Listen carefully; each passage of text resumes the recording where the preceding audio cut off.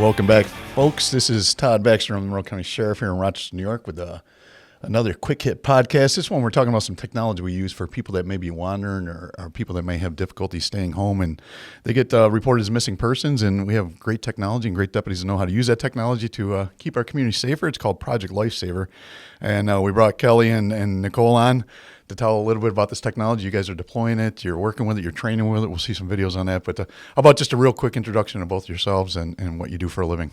Sure. My name is Kelly Valvassori. I'm a deputy in the B-Zone area, which is primarily Henrietta, and I'm out there doing a lot of community service. That's awesome. And you, ma'am? I'm Deputy Nicole Priolo. I have 14 years on the job, and I'm with our community services unit out of downtown. So we spend a lot of times in the schools, teaching, and also joining in with our zone deputies. Yeah, and it's a great compliment. Community outreach is what we're trying to do, and that's the idea behind this podcast, is just get this information out to the public as deep as possible. It'll make them understand that we have it. If they have a loved one or someone that they're responsible for that needs this type of technology, and give you guys a shout. You can walk them through the process, see if they're eligible, and maybe get them connected, right? Definitely. So Project Lifesaver, in a nutshell, who wants to take a stab at it? What is it? Well, Project Lifesaver is a program that was originally designed for people that, like you said, have the tendency to wander, primarily due to cognitive disorders such as Alzheimer's disease, dementia, autism, even, let's say, TBIs, so traumatic brain injuries. And in order to be eligible, you just have to have a primary caregiver. That's awesome.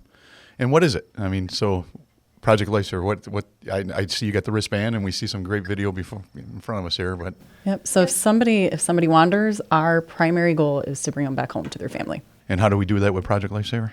So we basically have a band that goes on. It could be someone that has Alzheimer's, dementia, autism. So it could be a child or an adult. But they wear the band, and basically if they leave the house, we are able to track them off a radio frequency.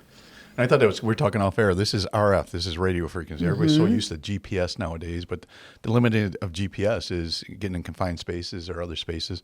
You were talking that this will penetrate through cinder block walls, Yes. which is hard to do with GPS. Yeah, Right. if the signal goes down, then you can't find somebody, right?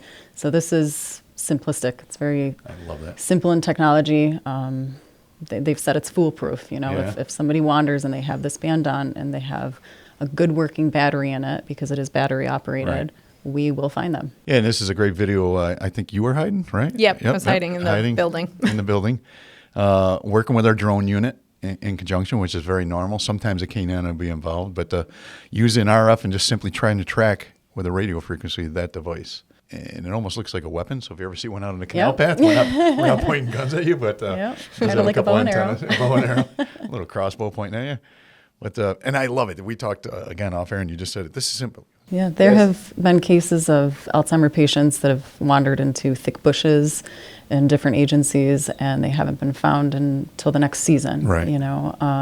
With this device, we'll be able to find them even if we can't see them. We still get the signal through bushes, again through cinder blocks.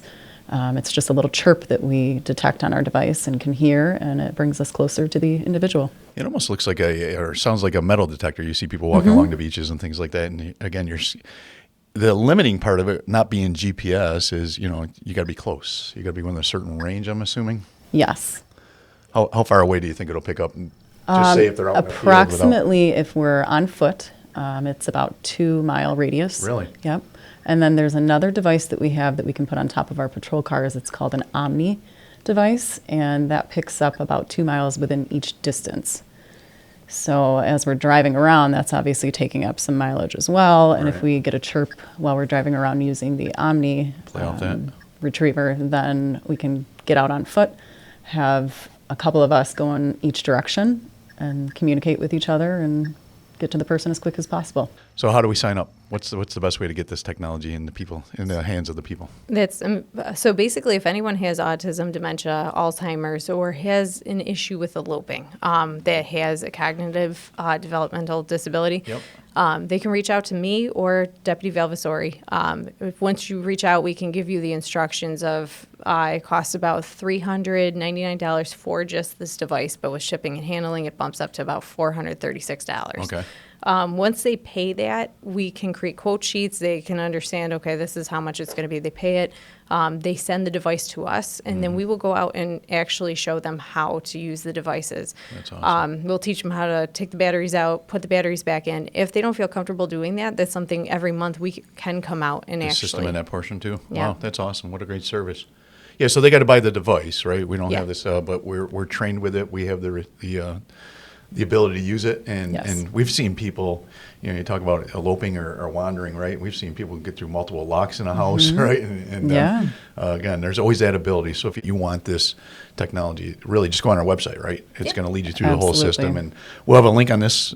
And with your phone number, right? Yes. Yeah. Feel free to call me. Cops Yeah. always love when we get all phone numbers, Yeah. because you'll get phone calls. But We'll make home visits. You Yeah. know, we'll make suggestions on how to make the home safer, just to reduce the chance of The chance. wandering to begin with. And then if there's any other issues with people being uncomfortable, like Deputy Priolo said, changing the batteries, we'll come out and help change the That's batteries. awesome. And again, it's a one-time fee. It's not GPS operated, so there's no monthly Right. Once charges you for have it, that. you yeah. got it. Yeah. That's great. How many do you think are out there right now? We have about 37 clients for us, That's but we awesome. have other counties in the area that are under Project Lifesaver. So I'm speaking with other county members that tell me, okay, this person comes into the county, why don't you document this? And Okay. if they wander, then we have their number. We'll be able to program it into our receiver, look for and we that. can track them. That's awesome. Yeah.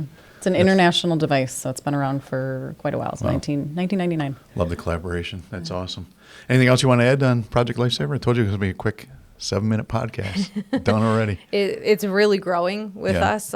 We really, because we're both moms, Yeah. this is near and dear to our hearts. And I know that if we get that call, we're both responding. We Right. both want to find somebody Absolutely as fast you as do. we can. Absolutely.